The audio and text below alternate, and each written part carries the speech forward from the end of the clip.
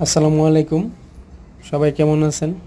আপনাদের সামনে একটা নতুন ভিডিও নিয়ে চলে আসলাম একজন প্রতারককে পরিচয় করে দেওয়ার জন্য।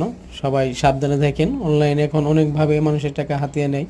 তো চলেন দেখে আসি কিভাবে মানুষ প্রতারিত হচ্ছে এবং প্রতারণা করতেছে। তো দেখেন, এখানে একটা আইডি আছে, এই আইডির নাম ছিল অপবিশ্বাস, এখন প্রাইভেট করে দিয়েছে।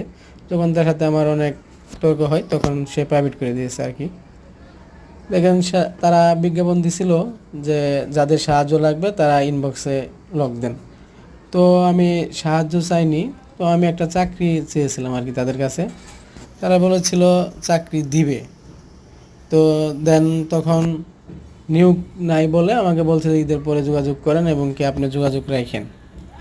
তো বাস ভালো কথা, এর মধ্যে আর কথা হয়নি। তো আজকে তাকে আমি মেসেজ দেই, দেওয়ার পর সে আমাকে বলে, ভাইয়া আপনার চাকরি হবে, তবে একটা ফর্ম ফিল আপ করতে হবে। তো বললাম আমার কাছে তো ফর্ম নেই, তো আমি ফর্মটা কীভাবে পূরণ করব। তখন সে বলল যে আপনাকে আপনার এনআইডি পিক দেন এবং আপনার বর্তমান ঠিকানাটা আমাকে পাঠান।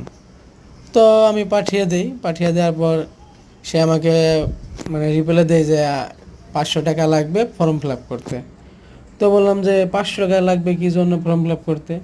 তখন বলে যে আমাদের কোম্পানির নিয়ম, এখানে চাকরি করতে হলে ফর্ম ফিল আপ করতে হবে এবং ফর্ম ফিল আপ করতে হলে 500 টাকা লাগবে।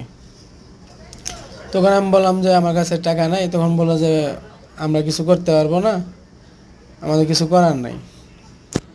দেন বললাম যে তাহলে আপনারা এই যে বিজ্ঞাপন দেন, যাদের সাহায্য লাগবে তারা ইনবক্সে আসেন এবং লক দেন, তো কেন? তখন বলে যারা 200 টাকা করে দেয় শুধু তাদেরকেই সাহায্য দেওয়া হয়। তো আমি যদি সাহায্য নিই তাহলে আমি 200 টাকা কেন দিব? তার মানে আমার কাছে 200 টাকা সে হাতিয়ে নিচ্ছে, এদের 500 টাকা হাতিয়ে নিচ্ছে। দেখেন, এদের এখানে দেওয়া আছে 500 টাকা লাগবে। তো ফর্ম ফিল আপ করতে যদি 500 টাকা লাগে, তারা যদি আমাকে সাহায্য কথা বলে দিয়ে এইভাবে টাকা হাতিয়ে নেই, তাহলে যে গরিবদের যে যারা অসহায় তাদেরকে এই সাহায্যের রূপ দেখায় এইভাবে টাকা হাতিয়ে নিচ্ছে, এটা কি ঠিক বলেন?